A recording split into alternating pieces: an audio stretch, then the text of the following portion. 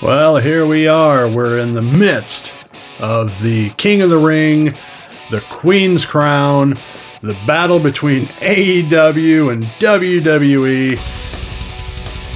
And that's exactly what we're going to talk about and more here on the Squared Circle Rants podcast. Squared Circle Rants. Mark out with us. Hey guys, Mr. Awesome RC Gade here. And let's just get into it. The good, the bad, the weirdness that is King of the Ring.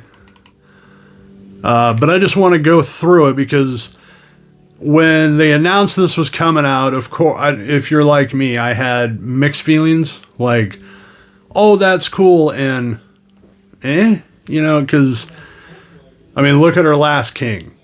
King Corbin, who's now Happy Corbin. It's essentially WWE hasn't done really good with King of the Ring in a long time.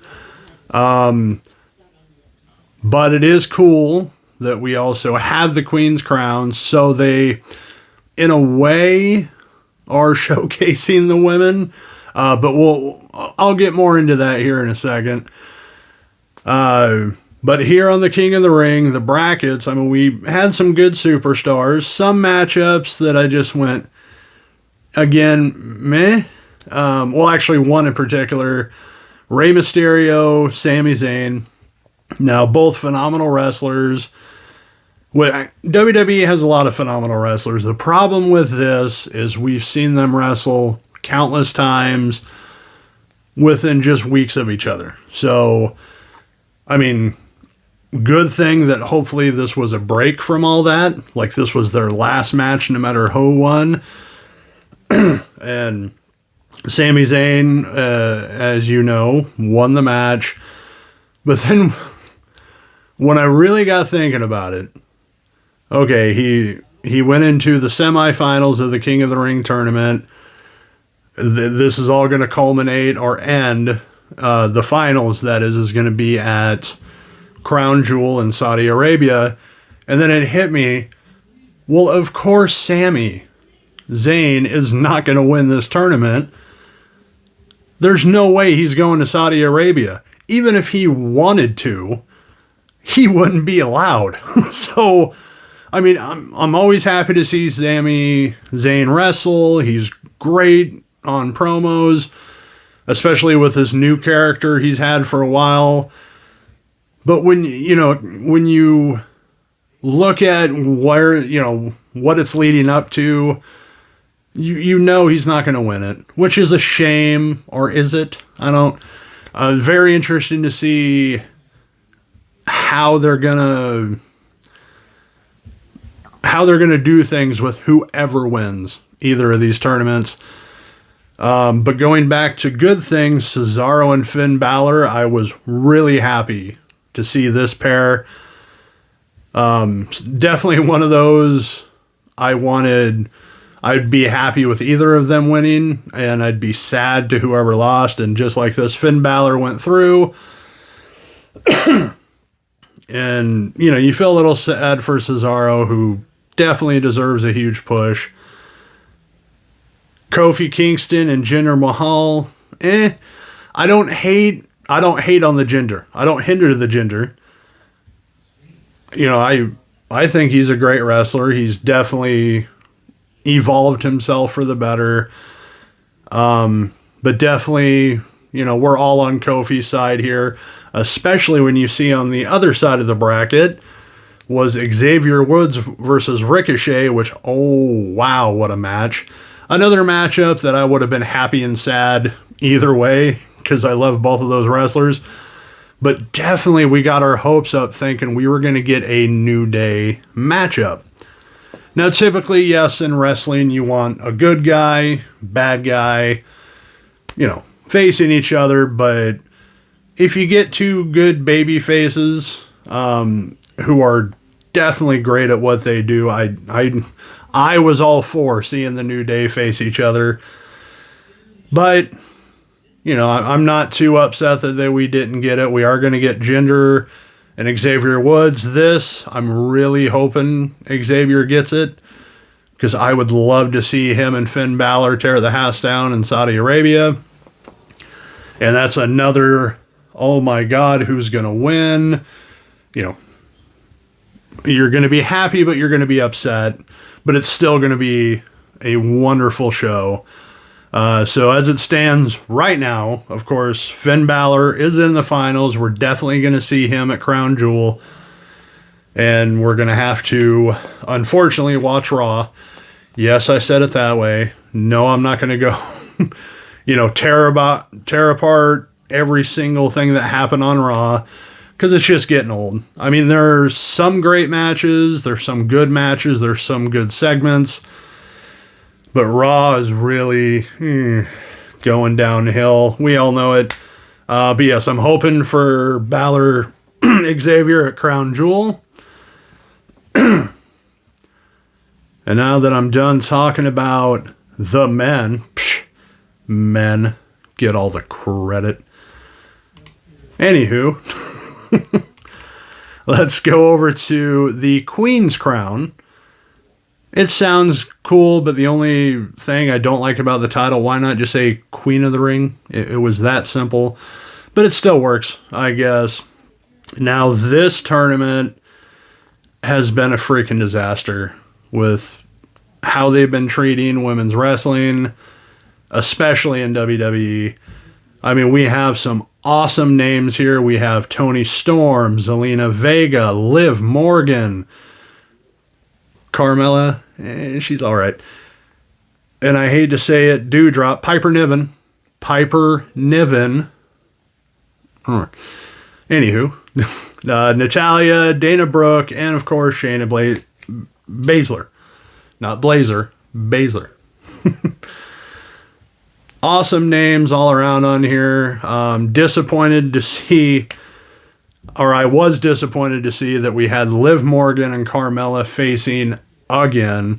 So I guess in a sense that matched up to the men's side of disappointment in that sense. But, it's like, okay, once this is over, we're done. Especially since Liv Morgan won their feud, rivalry, whatever. And then here they have her lose. I was really upset by that. But then we got Zelina and Carmella. I'm okay with Zelina going over, which she did. It was cute. But the big disappointment of this, the longest women's match so far in the Queen's Crown was not even 3 minutes. Like that, it's just a huge disappointment. And I hope they do better in Saudi Arabia. It's going to be weird. And I'm going to get more into that later. I'm going to go through the Crown Jewel match card.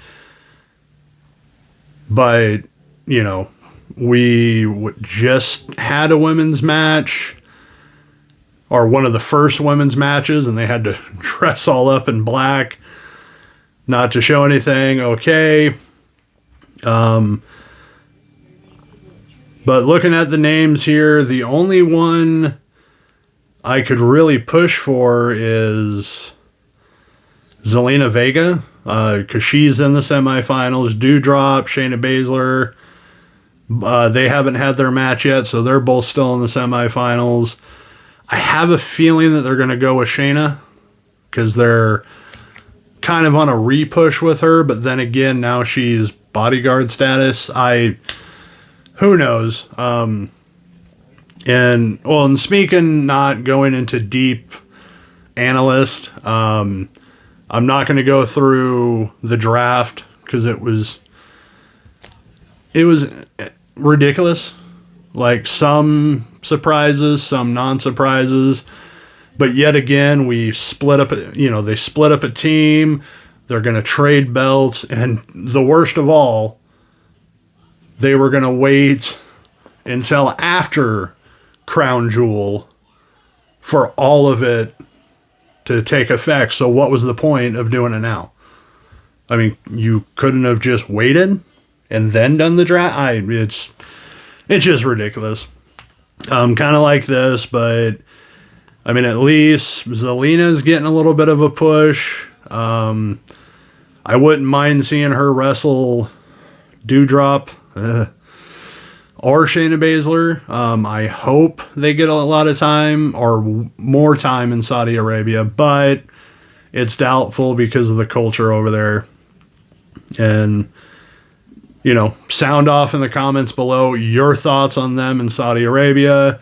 I'm not going to bring it up here. I might bring it up on the Facebook page for Squared Circle Rants, but let's mark out about something else. Let's not get into the poly politics. But yeah, so let's get into Crown Jewel, the match card. I am on CBS.com/WWE, which is so weird to say. You know, being a wrestling fan for many years, I would never imagine CBS WWE. But anywho, but here are the matches. Well, screw it. Let's just go with the list they got here. Starting with Universal Championship, Roman Reigns versus Brock Lesnar.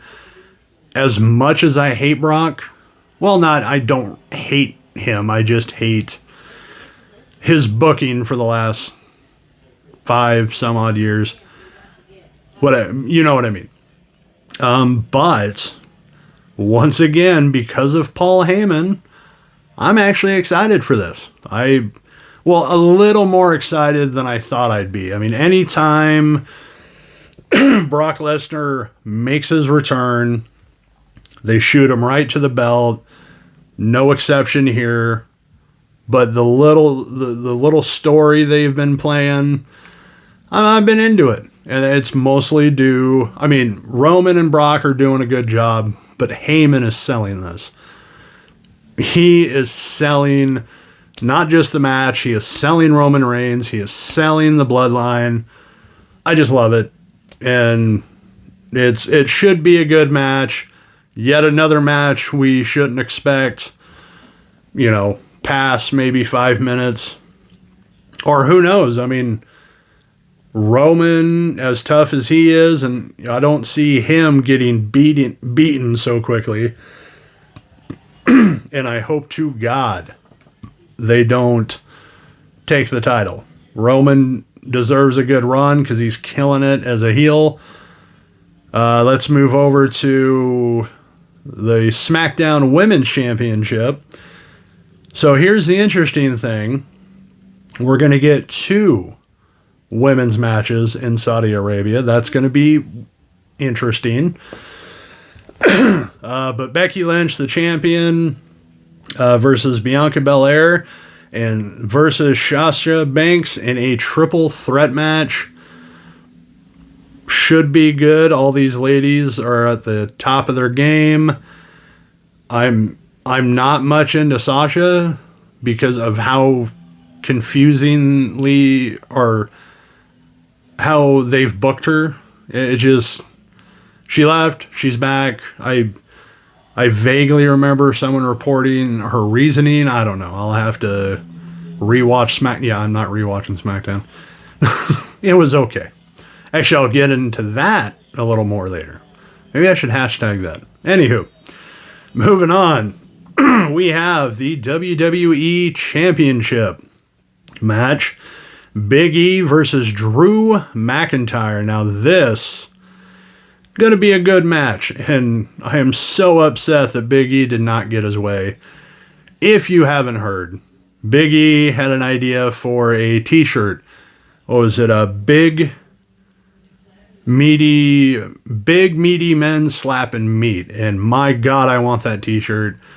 And that was one of the great things on Raw this past week. Corey Graves repeating it. Thank you, Corey. I want it too. But no, this should be a hard-hitting match. They're both beast, physical-wise. But I mean, I could see a good wrestling match happening, not just straight-up brawl, because they're both baby faces. They're not angry with each other. I hope Big E keeps the title. He deserves longer with the championship, even though Drew, now that the crowds are back, deserves a good run. But I want Big E on this one. After that, we have Bobby Lashley. Well, this is in the order of how the show is going to go. I'm just going off this website here. Bobby Lashley versus Goldberg. No. Disqualification. Because he hurt his son, who jumped in the... it's... Now, this I'm not too happy for. I hope Lashley wins. He deserves the win. Goldberg just needs to go home. But I'm okay with the match because, like I said, for Lesnar, at least Goldberg is not going for a title again. This is just a straight-up brawl. And it should be entertaining. Or Goldberg's going to botch a whole bunch and we'll have something to laugh about. We also have Seth Rollins versus Edge in a I'm just going to say it normal. Hell in a Cell match. Actually, this match, originally I wasn't too excited for because I thought the feud was over. Even though in my mind, they've both been doing great, back and forth with each other. But I figured it was over. Edge was moving on. Rollins moving on. As it should have been. But they built this up pretty well within a short period of time. And Hell in a Cell, or having a good reason to go to a Hell in a Cell match, I'm all for it. And I'm sure Rollins wants to redeem himself in a Hell in a Cell match. But no, this should be great. I really want Edge to get this. Rollins is doing good, but I love Edge, man. And I got to meet him. I followed his WWE career. So yes, I'm biased on this one. I want Edge. I know we should push the younger talent, but this is Edge. He's the exception, damn it. We also have the Raw Tag Team Championship match. RK Bro versus AJ Styles and almost... I'm not really excited for this one. They're, as usual, not really caring about their tag team division, and this is a prime example. We've seen these guys wrestle too many times before. I will say, and they're all great. Randy Orton, Riddle, AJ Styles, phenomenal. Excuse the pun. Phenomenal wrestlers. Omos, still very green, but he's doing good. I don't see a lot of mistakes from him. And I think that has a lot to do with Kevin Nash, who has been helping him. And what a great guy to help another big guy. He knows what's up. He knows what's up. And then, of course, we have the finals of the King of the Ring, Queen's Crown. I kind of went through those. I'm more concerned with what's going to happen after, all of it, like I said earlier, or just a few minutes ago. And then this one, I don't know why. Well, I do know why, but this should be a Raw match, in my opinion. Mansoor versus Mustafa Ali. They're going to put on a good show. I'm more concerned that they're, probably going to have Mansoor win this. Because he's won every match in Saudi Arabia. Even when he's still green, but he's got more experience with him now. But, of course, Mustafa Ali is a great opponent for him. Mustafa Ali, also a wonderful wrestler. But yeah, I can see it's the hometown thing. Let's see Mansoor, come on. But this really should have been on Raw unless, they started a big feud with them. Otherwise, it should be all right. In the comments below, tell me what you think is going to happen at Crown Jewel. Who do you want to win? And tell me if I'm wrong. I mean, I won't care, but go ahead and tell me anyway. All right, so let's move away from WWE, Crown Jewel, Queen's Crown, all that malarkey. And let's get to the ongoing battle between WWE and AEW. And I have to admit, I was a little pumped for this. So they had a supersized SmackDown. I guess in a way it was their go home. Yeah, it was their go home SmackDown because Crown Jewel is Thursday at 9 a.m. if you live in the area I live. So I probably won't watch it right away. Like, I'm not one to get out of bed and I'm up. No, I need water, coffee. It takes me a while to get up. But so they had their supersized SmackDown. They were going to go 30 minutes over their time to 10:30, which at 10 o'clock, AEW Rampage starts. And of course, the trash talking started mostly from Tony Khan himself, who said he can't wait to be SmackDown in the ratings. And seeing as SmackDown was not on Fox, it was on FS1, I thought Tony Khan was going to do it. I thought he was going to actually beat them in the ratings, for at least that 30-minute, battle. But after watching the shows and seeing what the viewership is right here, which I'll tell you here in a second. Yeah, no, SmackDown didn't get taken over. Their viewership did go down, but not as bad as AEW. And I don't know what happened at that show. I mean, I think I think they were trying a little too hard. Like, they had a buy-in for Rampage. That usually their buy-ins are for big pay-per-views. It made no sense to have a buy-in for just a regular Friday night, even though that 30-minute competition, whatever. At least one of those matches that were for free on YouTube should have been on Rampage. I'm talking Danielson and Suzuki. It was an okay match. I mean, it was good. I'm sure there's a lot of you out there who think I'm out of my mind saying it was just an okay match, but come on, it was. And then, of course, there was big technical issues on Rampage. I don't know if you noticed, but like one was anytime they went to replay, the commentator saw the instant replay, but we didn't. So we're hearing them react to something that we can't see, or that there was a huge dive at the end of the night, and the cameras didn't even get it.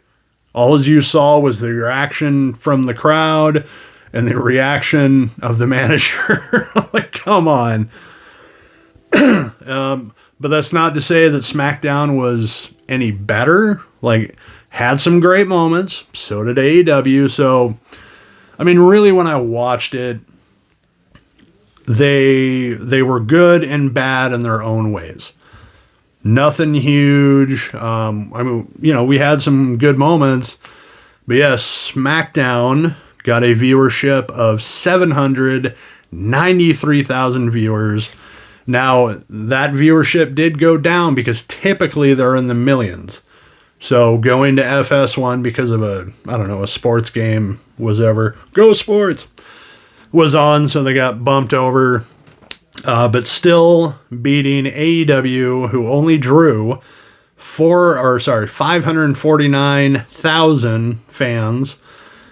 So yeah, SmackDown definitely creamed them in the ratings. But all around, they both could have been better shows, better moments. But I will admit, I got excited. Again, I'll admit that. got a little pumped, like, oh, for 30 minutes, they're actually going to be, battling on TV. We haven't had this in a long time. But it is what it was, or was what it is whatever that saying is. So there's all those updates, my thoughts on the tournaments, events coming up. So here, let me just scroll through some things at the Squared Circle Rants Facebook page, which, hey man, if you want to just come over, bitch about wrestling, praise wrestling, share memes, articles, come on over, man. We'd love to chat with you. And also, I do put these videos over on that site just to share them around so you can watch them, you can share them, and all that fun stuff. So I just wanted to scroll through. There was a few interesting articles I had shared. I just want to talk about them. As I'm looking, well, this is just kind of, it was weird. Celebrity boxing. Tim Witherspoon, I don't know who that is. I may have heard his name here and there. But he's versing Jim Fullington, a.k.a. the Sandman. And at first, I'm like, okay, this is ridiculous. I want to watch it, but it's ridiculous. But then I saw it's for a great cause, raising awareness for Alzheimer's.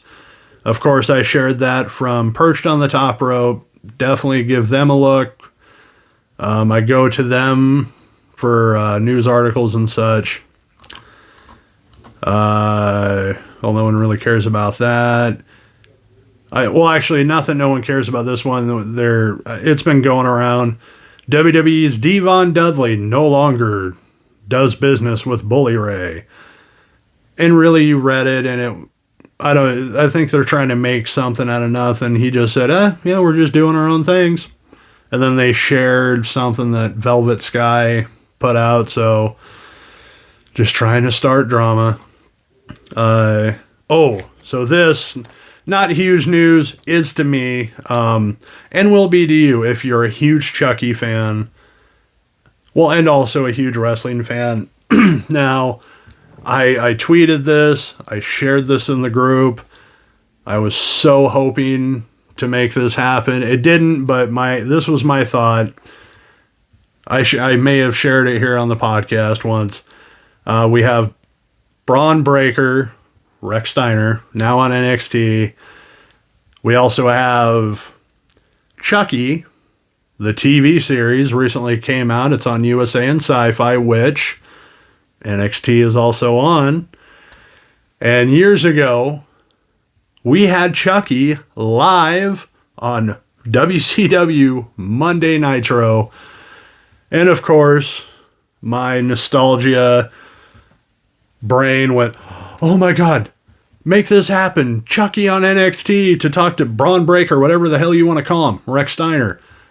I mean, I just got excited because it'd be fun. It was on that episode of Nitro, Chucky talking smack to Rick Steiner, Braun Breaker's father. And, at the time, it was funny. It was cool. And to me, this would be even funnier. I didn't get what I wanted. I'm a little bummed. But this was kind of cool. This at least satisfied a little bit of that urge. One of the moments that they went to commercial, Chucky appeared complaining about, why do we have to go to commercial so many minutes? And then took his opinions on certain, moments in wrestling. And it was cool. And I marked out. I so did. I was so happy for this. Definitely go check it out. I believe it was Tim Sizemore was originally the one that shared the video. Well, that I found. I found the video, shared it to the group. So head on over to Squared Circle Rants, or if you know Tim Sizemore, go find the video. It's really cute. I liked it. I'm not going to exactly get what I want, but I'm okay with that. I'm okay. Next, this was just full of irony right here. And I even titled it that, so ironic. Now, try not to get a migraine when you hear this headline. This comes from WrestleZone. Stephanie McMahon on the women's evolution. This is her quote. Listen to your fans, give them what they want, and it'll work. Irony? Is your head feeling okay? Do you need to pause this, take a break, go get a ibuprofen? My God. Yeah, so WrestleZone goes on saying WWE has been trying for years to push its women division up onto the same level as the men's. During an appearance at the Sports Business Journal World Congress of Sport, Stephanie McMahon and Becky Lynch spoke about empowering women in their company and how important they are to the company's success. Then push them. What? Becky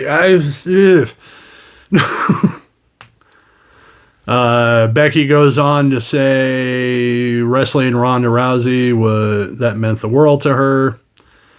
I have different opinions on that. No, it was a good moment for her. But McMahon goes on to say our fans are part of the women's revolution. If you listen to your audience, they can impact your brand in such positive ways. Then start listening to us. Give them the power, empower your audience.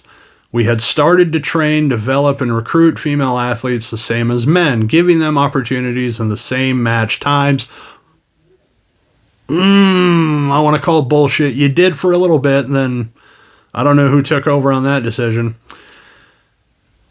But it wasn't until our fans started the hashtag Give Divas a Chance in 2015 that gave rise to the whole women's evolution in our business. Wow, I didn't know I was going to get this angry on camera. This is not an act. And then, of course, repeats the headline. But, oh, my God. You can definitely check that out on WrestleZone Facebook page or website. Oh, I just wanted to bring that up. Of course, comments below. Give me your opinions. Not just on this article, but everything else I've been talking about. Some sad news as I'm going through these. WWE reportedly cancels its December pay-per-view, which is Tables, Ladders, and Chairs. A little upsetting, but apparently we're going to get 2 pay-per-views in January, so that's why they're doing it. I don't know, I'm not too upset about this. I know we get used to, hey man, we have pay-per-views every month. What's going on? But TLC has kind of dropped quality-wise. After what happened at Extreme Rules, I'd be laughing if they did the same thing if only one TLC match, which they probably are going to do. So I'm not too heartbroken. Just wondering what's going to happen later. All right, second to last story I'll talk about.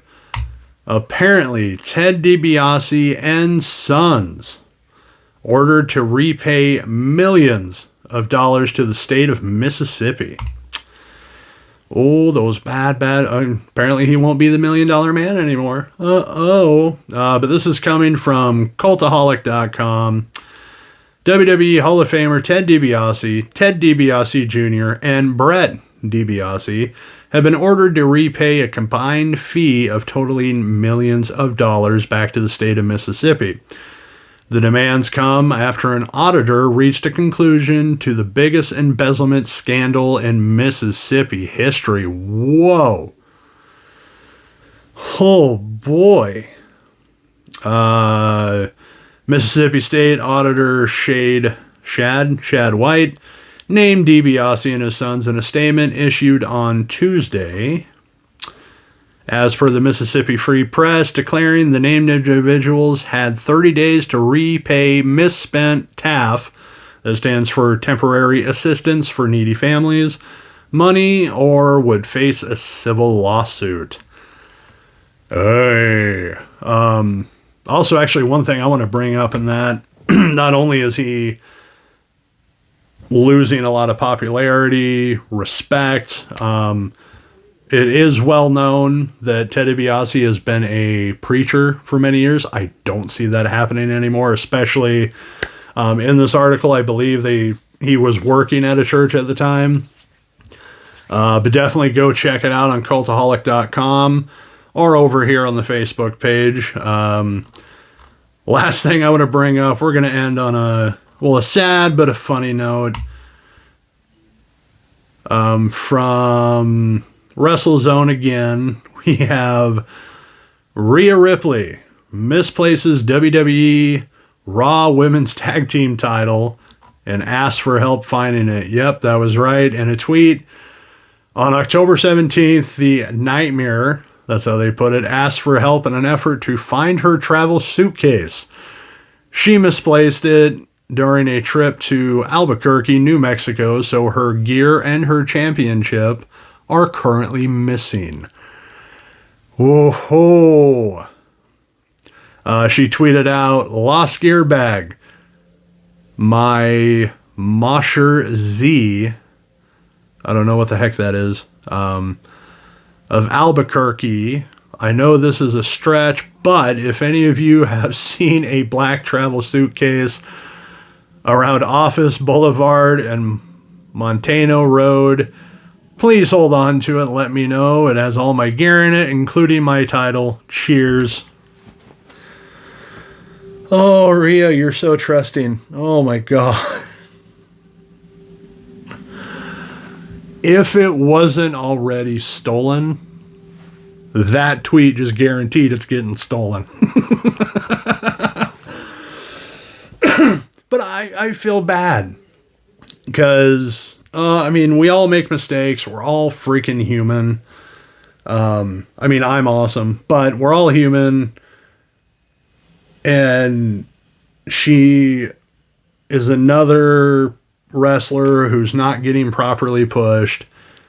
This obviously is not going to do her any favors in that. So, oh boy, we might not be seeing too much of Rhea Ripley in the near future, or those belts are going to be dropped. Poor Nikki, almost a superhero as well. Well, I'm going to end the podcast right there. I hope you enjoyed.